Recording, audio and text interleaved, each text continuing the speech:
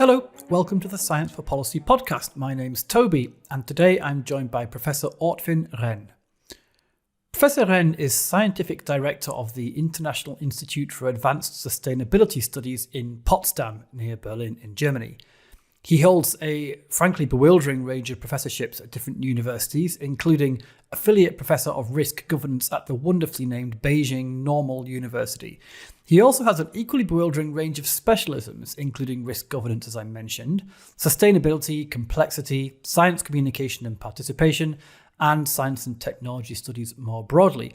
And as well as all this, or perhaps because of all this, he's also one of Europe's leading lights in the academic study of science advice to policymakers, having notably chaired the 2019 SAPEA Evidence Review Report for European Commissioners entitled Making Sense of Science for Policy Under Conditions of Complexity and Uncertainty, which is basically advising policymakers about how science should advise policymakers. And he's also, it goes without saying, been in the science advisor hot seat himself many times, both in Germany and at a European level. So, Ortwin, it's a pleasure to welcome you to the podcast. Well, thank you very much, Toby. I'm very happy to be here. So your name is among a few, I can say, without exaggeration, that come up all the time when I talk to people about science advice. So with some guests, I have a clear idea when we start recording of exactly the area I want to talk about. But with you, I think your interests are so broad that the field is kind of wide open. So much of what you do is so obviously relevant that I'm not quite sure where to jump in. Perhaps I should start by asking you to say a bit about your interest and perhaps where you see the most interesting topics with regards to science advice for policy.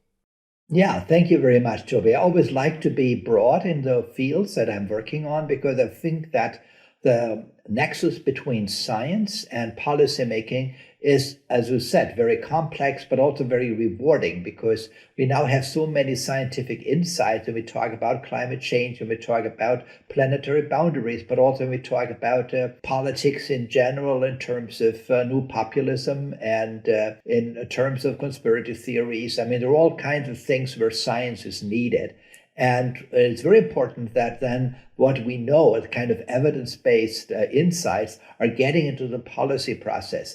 And then, of course, it's also very interesting to see what are the potential mechanisms and processes, how to make best use of the scientific insight. It's not so that scientists can tell politicians what to do. And of course, politicians wouldn't like that either, I mean, for good reason. But it's just one part of that politicians need to take into account, and that is, giving some insight. What happens if I do A rather than B? And what is likely to happen? What are the impacts? What are maybe the side effects of that I haven't thought about? And then I can make my own decision as a politician. And I need also to think about, who is my constituency? What do I want to accomplish in all of this? What are my best chances and opportunities for getting reelected? They're all legitimate concerns that are not scientific in itself.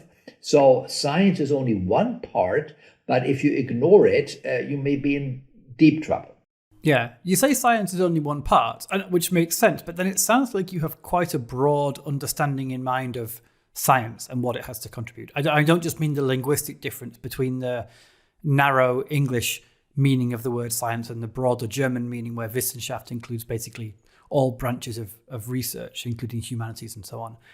But also, I mean, in terms of the areas where you see science being able to support politicians and policy decisions. I mean, you mentioned things that we tend to think of as very political objectives, like stemming the tide of populism, for instance.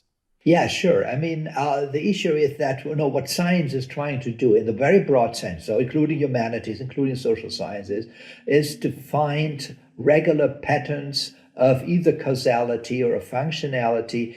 That's basically what science is doing. I mean, it tells us something about what, in a specific context, actions will have what kind of impacts on different environments, natural environment, social environment, cultural environment. And that's also true when we look at what happens in terms of people who get information, let's say, about vaccination or about the war in Russia or whatever. And what does it do in their heads, in their minds? How do they process it? And what is attractive, what's not so attractive for them? And can it be misjudged? And how are the structures of communication that assist, help, or promote even misunderstanding. And so with the fake news context, anything of that, of course, something in which we can say a little bit about how that is structured, why it's attractive, what kind of people are feeling attracted to it, and why. And can we do something about it in terms of improving communication? That's all also science-based. It's not science-determined. I think that's very important. I mean, we don't know everything, and every individual is different. And so, science always has to typify to some extent. But getting these insights helps us a lot also in dealing with these kinds of phenomena. Right. So any domain where there is cause and effect to discover, science can be helpful in deciding what to do.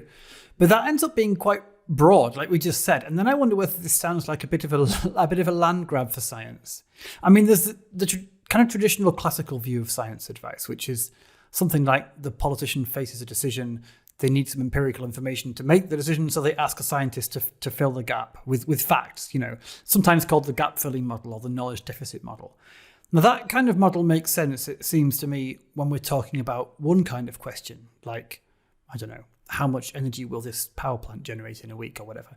But if we want science to help answer questions on broader and even more controversial issues, like achieving these political objectives, I guess we also need a broader model of how the science-policy relationship works. It can't just be filling factual gaps. It's much broader. I mean, the truth speaks to power. I mean, that's a general, traditional way of thinking about policy advice. And there are two basic flaws to it. One is that, scientists say they have the truth, and policymakers say we don't have the truth and we need it. I think that's really much too simple. What we can see is that science can have a specific aspect of the truth, systematic knowledge about cause-effect relationships, about functional relationships, and they're better than anybody else. But there are other types of knowledge. There is anecdotal knowledge, there is tacit knowledge, there's experiential knowledge, and that cannot be really framed in scientific models or in scientific narratives. And so the policymakers are important to listen to different knowledge carriers. And I think one of the main things is actually for people who study that policy science nexus is to say, what are the best conditions that different knowledge types or different knowledge ingredients can come together in order to improve the decision-making process. And, we all know that good scientists have never been very good politicians, very rarely. And good politicians usually have not been very good scientists either.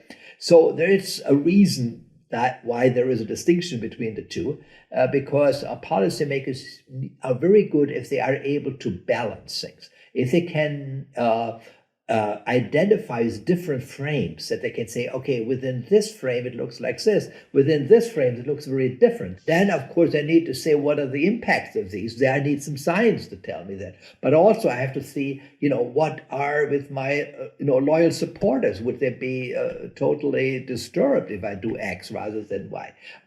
Do I have a tradition for this kind of policy making? So there is a lot of other things to consider, and scientists can only be of limited help there. But nevertheless, given the broad sense of science, because the world is becoming more complex, intuition alone is not enough. I think if things are simple, well, intuitive knowledge normally helps and it works.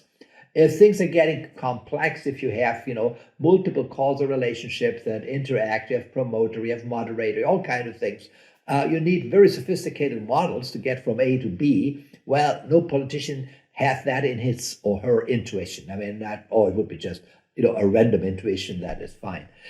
So then they need this kind of assistance. And but it could be natural science, it could be social science, it could be also the humanities, which are sometimes very important to understand context-driven developments. A lot of natural sciences, the context doesn't matter. I mean, the laws of thermodynamics do apply for the whole universe. Now, many of the social laws do not apply for the whole universe. They apply only in specific contexts of time and space. And that is very often the humanities that tell you something about the cultural background in which things evolve. And that also is very important, very often for policymakers to see, in which context do I actually place my policy. All right, that gives us a lot of interesting things to chew over, so thank you. We'll come on to these questions of complexity and framing and context for sure, but I want to ask something about where you started there, which is this point that science doesn't have all the answers and what that means exactly. So I think there's an easy way to understand that, which is just to accept that science hasn't found out all its answers yet, right? We haven't done every experiment, we haven't looked in every corner yet, but in principle we could. So in that case, there are gaps to fill, but science could fill them. It just hasn't done it yet. But then I gather from what you just said that this isn't the case, or this isn't the only constraint. You also suggested, I think, and it sounds familiar from other conversations I've had on this podcast, that science is a good source of knowledge only in one domain. You said where we have systematic causes and effects. And there are other domains of knowledge which science doesn't touch and kind of can't in principle. So anecdotal, cultural, I think you mentioned experiential knowledge. Am I right so far? Yes. Okay, great.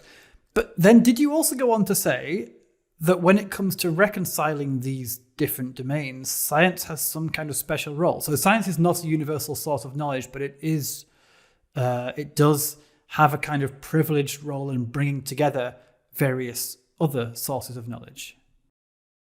Well, I think what science can do is to understand what kind of impacts these domains might have, what different frames might have.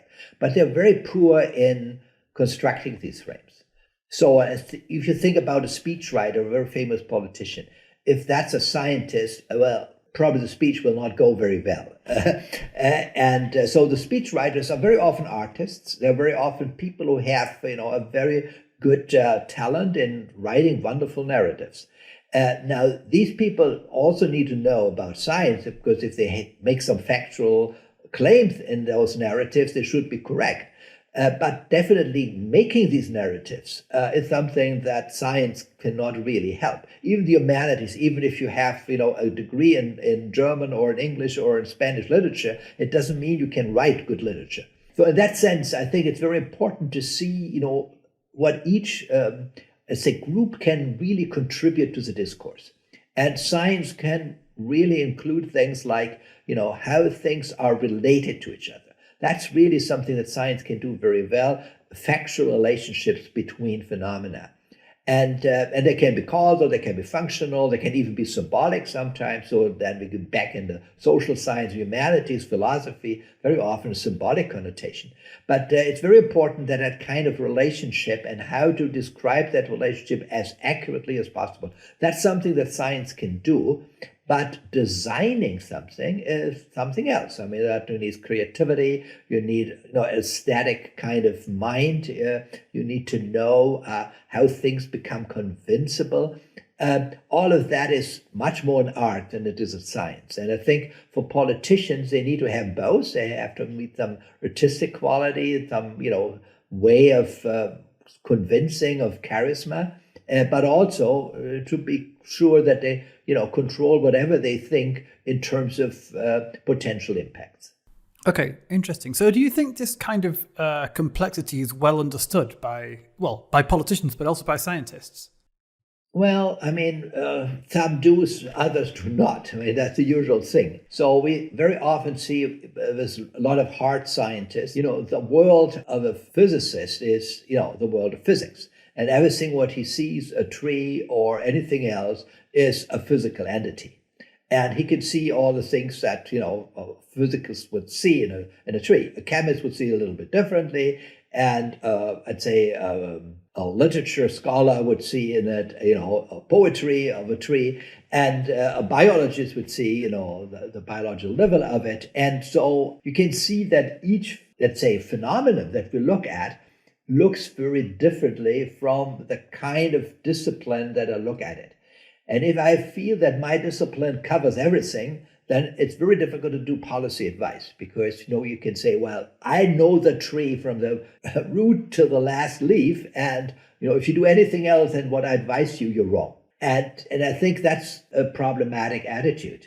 If you have would say kind of a modesty in your own approach, is that, well, from a physical position, this is what I see in the tree, but I can also acknowledge from a chemical position, I see something else. From a legal position, I ask who owns the tree. From a symbolic is, what kind of connotations people have with the tree. So you see, depending on what we call a frame, how I look at it, things have a different characteristic, and things have also, in a sense, a different meaning to different people. And I think a good politician is able to integrate that.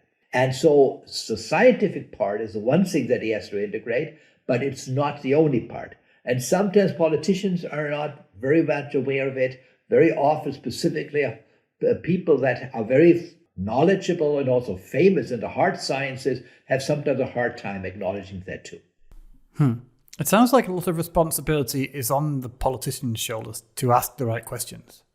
Well, that's a very important element, and I think also that scientists can help politicians to ask the right questions. So very often when I do policy consulting, I ask the politician, can we first work on the question that you would like to raise, rather than tell me your question, I'll give you the answer, but rather than saying, what is it what you're really concerned about? Is the question what you raise the one that really addresses your concern?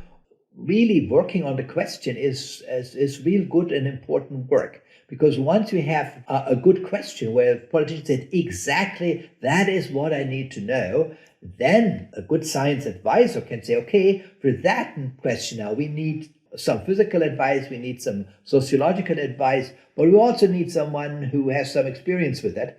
And we bring those three together, and together we can provide you with, a good answer.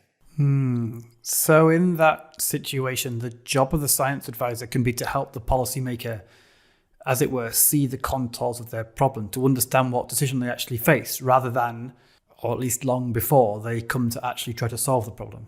Yeah, I think that's true. I think defining the problem is not a trivial task. And when we talk about problem, the problem is something that we feel needs attention and probably action. Otherwise, it wouldn't be a problem. Millions of things could be problems. So you have to have a selection of problems, and you have to make sure, why do you feel that that's a problem and not just something to tolerate? And if you ask these questions, it's very often the politicians say, what do you mean? I mean, we know what a problem is. But then if you deep digger, they start to think about, why is it really problematic? And what is the essence of the problem? Why am I concerned? What is the issue there? And very many policy issues that we deal with, when we look back and to say, well, what was really the nucleus of this? Why do we think it's a problem? And do everybody think that's a problem or not? I mean, some people benefit from problems. So you get the distribution of problems over space, over time, over different populations. Then, if you specify the question a little more and get a good discussion about this, I would still think that it's good to also to come to a solution, because in the end, we need to act. So just enlightenment alone doesn't help. But a good enlightenment is already, let's say, 50% of the solution. Yeah. Well, this sounds to me like this is the kind of role that might be taken in a work setting by an expert moderator or facilitator.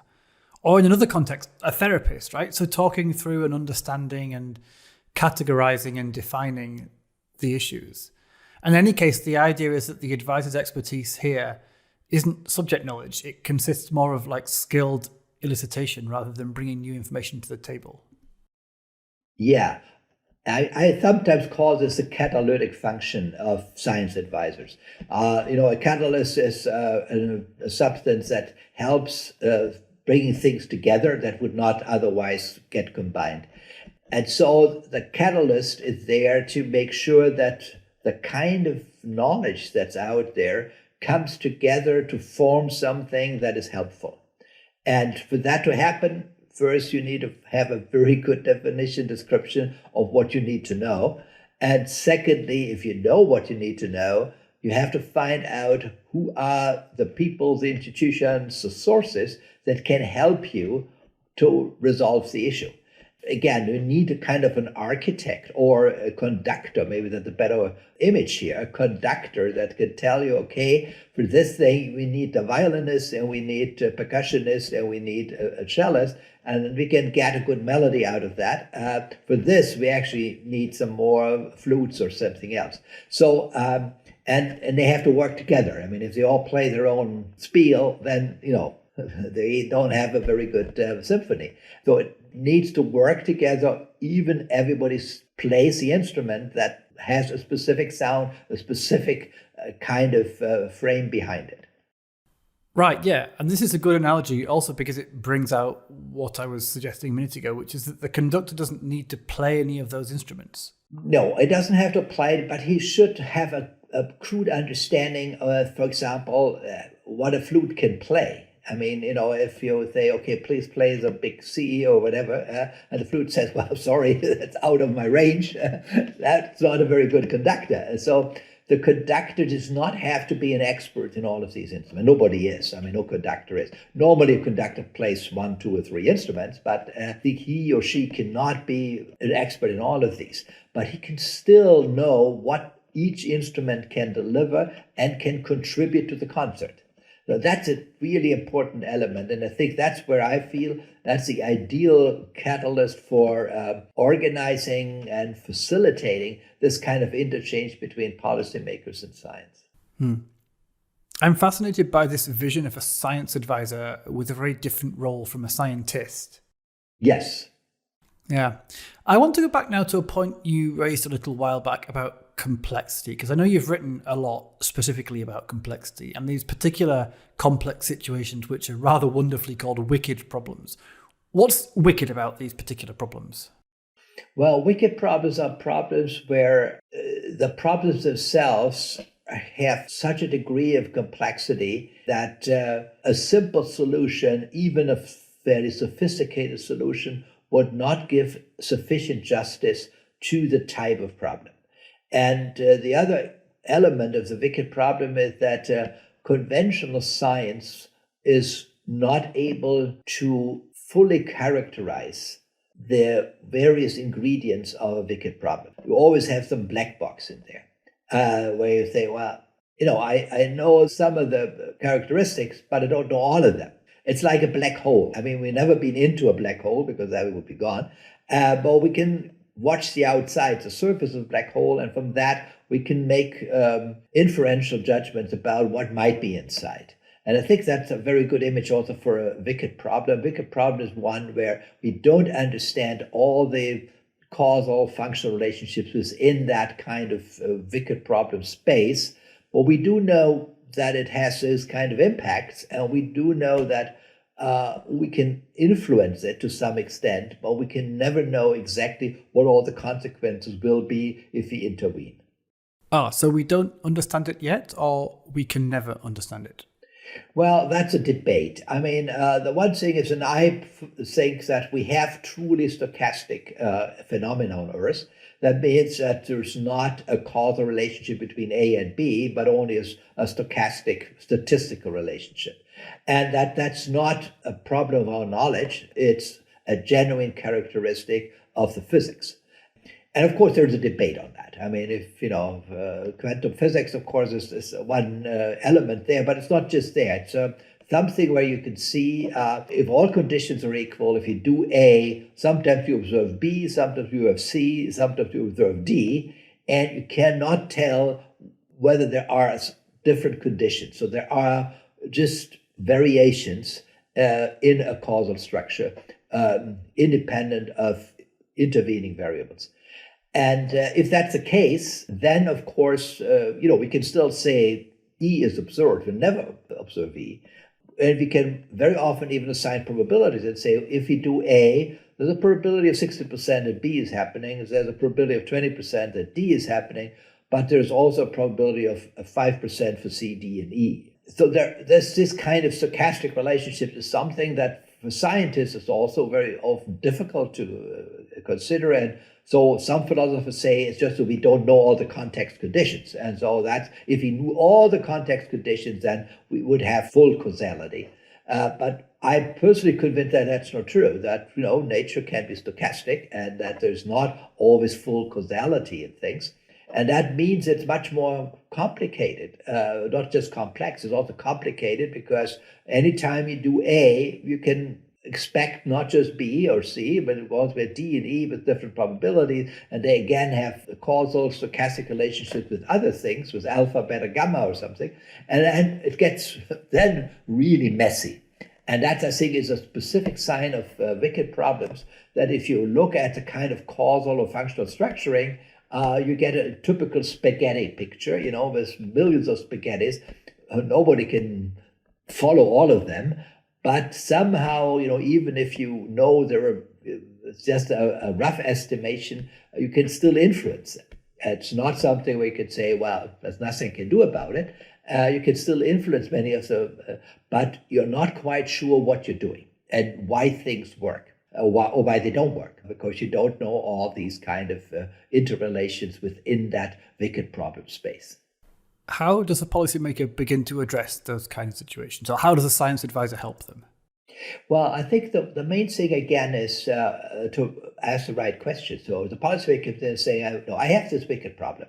Can you tell me how to resolve it? And I say, well, no. and I say, so why is it bothering you? And are you willing to experiment with it? Can you afford to experiment with it? It's some very different questions. And then, of course, we can see, and I can say, let's say on the financial system, we have these kind of discussions, Well, it's a very complex system. It's a wicked problem. We don't exactly know how all these financial streams work with each other, but we know we can influence them. So if we ask all the banks just to give out the money they have, well, 90% of all the problems of the financial system would be gone, but we couldn't invest anything anymore. So, there's a big benefit loss there. So the issue is, how much of the benefits are you willing to sacrifice for more security? That's are then questions that you can really address, even if you don't know all the ways it works. But if you increase the security of the banks and their assets, your risks are going down. But it's not that you understand the financial system. I think nobody really understands it. And though we have a lot of other natural phenomena, I think we're pretty good into climate change and what it does, but really understanding all the interactions between the clouds, between the albedo effects, between all these millions of moderators. I don't think even the best model cannot do this to simplify, but nevertheless they work for specific questions. Yeah, you're bringing in the elements of values, the policymakers' values.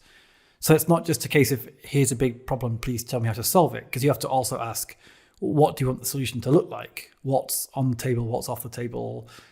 As you said, how do you value security of the banks, for instance, versus the risks that allow you to invest?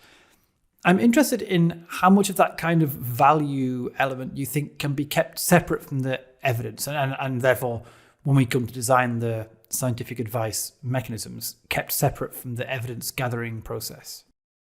Yeah, well, there are good arguments for this kind of decisionistic model, has been called. The decisionistic model says, okay, we can distinguish between factual impacts and the evaluation of these impacts according to the values that people have. And, everyday experience will show that. That's true. So I can say, well, if I buy some shoes in a shoe store, or let's say having the option to buy it in a shoe store or to do it as an online merchant, you have pros and cons. And a scientist can say, if you go in a shoe store, you can actually test your shoes, but you have a limited selection. If you go online, you have a very wide selection, but it's also a probability that the shoe will not fit. And you have to send it back, which is a nuisance, and you have everything else. So that's a classic example. And you can say, well, that's what the scientist is doing. The politician says, I rather have a large variety, and I tolerate that I don't get a shoe that fits my size, and I can send it back and get a new one. So that's his value. So that's his preference in that sense. Right, which sounds like you can do these two things separately then. First get the facts, then apply the values. Well, the problem with this wicked problem is that basically the consequences that you look at are already dependent on the values or the preferences of what you like to know. that makes it very difficult because I need to know a little bit about my wicked problem in order to answer the right question. And the question is always a reflecting of my values. So why do I care about this, not about something else? Why do I want to know this and not something else? And that kind of combination, it's sometimes difficult to do with a decisionistic model. And I think that's one of its problems. And very often we can see also in the EU where we have this differentiation between SAPEA giving their evidence and then the chief scientific officers then giving his recommendation, which is of course the decisionistic model, more or less. That interface is difficult to organize. And very often the science say, well, if I don't know the values, I can't give you the facts because I select them according to the fact. And the other way is to say, well, I can't give you the values before I know which value is touched by the facts. And so that kind of interlink needs to be organized one way or the other. You can still do the separation. It has also advantages because if people go into just by values, they may just trying to finesse the facts. Oh, that's human. That's a confirmation bias. If I want something to happen, I see all kinds of evidence that it does happen. And so separating this and saying, I don't want to put my values up front, but just saying I want to observe what happens independent of whether I like it or not, has its advantage. And that is, if you want to have evidence, you're not value free, but you have to put yourself in a position that desirability does not govern your selection of evidence. In which case, what does this mean for how we should design science advice mechanisms? What characteristics should we be trying to build in if we're facing these complex, value-laden, wicked problems? Yeah, I think the first part that I would always, and I'm trying also to do that, is, as I said, specify the question. I mean, that you get the science advice, whatever conductor, to talk to the politicians or to whoever wants to get advice and saying, what is your question? What do you want? And then I usually have different kind of functions. They can say, well, we just want to know more about the situation. Then enlightenment is fine, giving politicians a little better feeling about the topic. So that's background knowledge. Very often they want instrumental advice, and then we need to be very careful. If it's a bigger problem, instrumental advice would not work. Very often they want strategic advice. Strategic advice is we have different strategies, which one would work best, which one has the least side effects, and so on. So that's something that is very often the case, and that could be done with wicked problems, could also be done with more simple problems. That is, I think, the most common form of science advice. But then we can also have something we call co-creation, that scientists and politicians sit together and to say, well, we're facing this problem, and let's try together to define what the problem actually is, and then to think about what can we do, and then we also include people who will be affected by our action. So it can be a very complex kind of issue of involving stakeholders, involving citizens, involving other people outside of science when you develop options for actions or strategies. Let's say, how do we get to a decarbonized economy? I mean, well, that's a fairly sophisticated, ambitious task. And now you need to see, there are different scenarios that you can reach it. Each scenario has its impact. Each scenario has benefits and risks. And then you have to think about how to combine those. And then again, it's very often a value question, which of the risks you're willing to tolerate and which you're not. And do you think that one science advice structure can serve all these functions? Or do we need different designs for different functions? Well, I think, we cannot create millions of institutions for each function. I think you need to have institutions that can do different functions, but we have different protocols for each. And I think that's very important to say, if you have an enlightenment structure, the protocol is very different than if you have a strategic discourse or if you have a co-creation, or something that I haven't mentioned is monitoring. So very often scientific advice is monitoring to see, what are the actual outcomes of policy decisions. And each of them need a different protocol of how to proceed, a different process architecture. And I think that's something where we still miss also a lot of good empirical data, which architecture is best suited for which kind of policy science nexus. You don't need to have, 5 different advisory committees, but if the advisory committee comes together with a politician, the agenda on how to proceed differs depending on the function that you would like to fulfill. And everything we've said so far has kind of assumed good faith, or at least matching objectives between the scientist and the politician. But you've also written a bit about other motivations or other objectives which either side might have in mind when they enter into the science advice process. Would you like to say a bit about that? Sure. I mean, and it's something that I think it's not, we say, oh, there's malicious acts here. I wouldn't go that far. I mean, a lot of scientists have two self-interests in there. One is they want to be visible in the public, and they like to see themselves in the newspapers and on TV and so on, because, that serves their ego. And secondly is money. If you convince a politician that this research is so important, you get more money in the end. So there's also self-interest there. On the political side, it's the same thing. I mean, they know that if they go out and say, the best scientists in the world have told me to do that, that's a wonderful way to legitimize whatever I want to do. And we have seen, some studies in which some politicians in Germany, I don't want to name them, they created one scientific advisory committee after another on the same topic until they heard something they liked. And then they could say, look, guys, we had just had this wonderful committee. It was the fifth or the sixth or the seventh committee. And they came up with a wonderful suggestion, and we'll do that. But the suggestion was there before the committees ever met. They had this kind of legitimizing effect. So there is all kinds of ways to derail the process. I haven't seen very often that is done extremely obviously, or that is being done strongly deliberately. But there's always something in the back that the politician says, well, this guy is saying what I like. He's going to be on my next committee.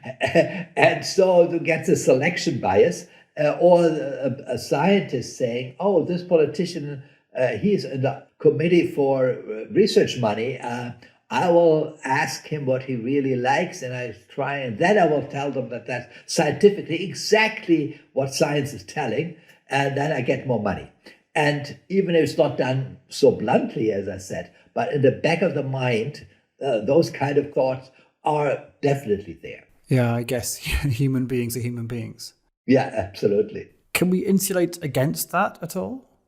Well, I mean, it's very good to make it explicit at the beginning. So some of the advisory science council, which I was, and I had this kind of conducting role, I said, well, we all know that all scientists sitting here want to have more money. We all know that all the politicians who sit here want to be reelected, and that's fine. Just should be aware of it, but please put it on the back burner. And that helps.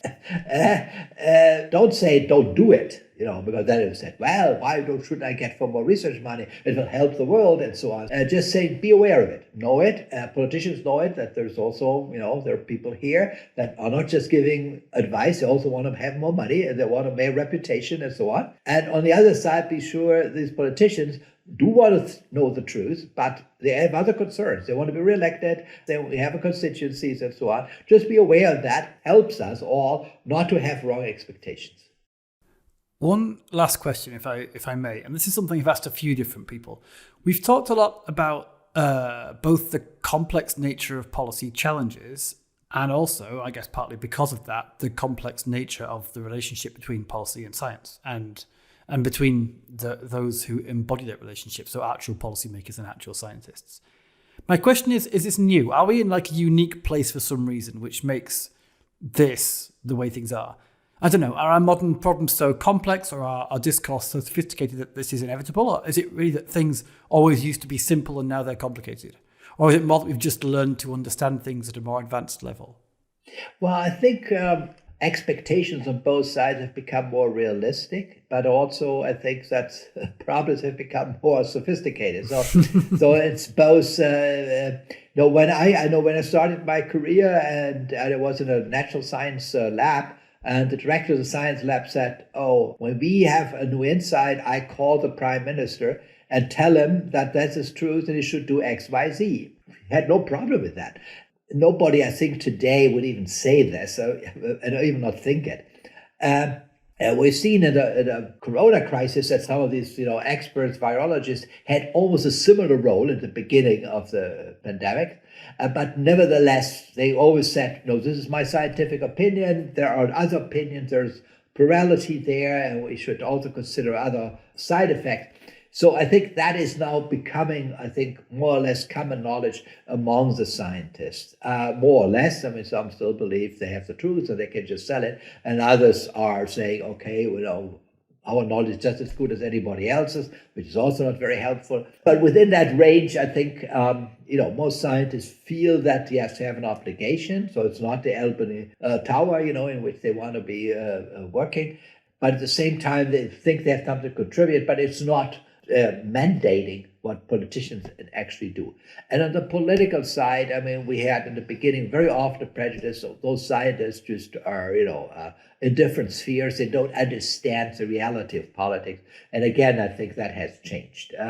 But even with those changes, we can see that it hasn't become easier between policymakers and scientists because our problems have getting more complex, more sophisticated, needing more inter and transdisciplinary work. And that, of course, makes it not easier. So challenges still ahead. Well, that seems like a good place to leave it. But I do really want to thank you, Professor Ortwin Renn, for this conversation and for the really wide range of insights that you've brought. I hope we can do it again sometime. Yeah, thanks, Toby. Yeah. The Science for Policy podcast is produced by SAPEA. We're a consortium of Europe's academies and learning societies, and we're part of the European Commission's scientific advice mechanism. We provide evidence and expertise to inform the work of the group of chief scientific advisors. SAPEA is funded by the EU's Horizon 2020 programme for research and innovation, and you can find lots more information about us and our work at sapea.info. Finally, the rather lovely cello music that's playing right now is performed by Elizaveta Sushchenko, so I shall shut up and let you enjoy the last few bars. Bye for now.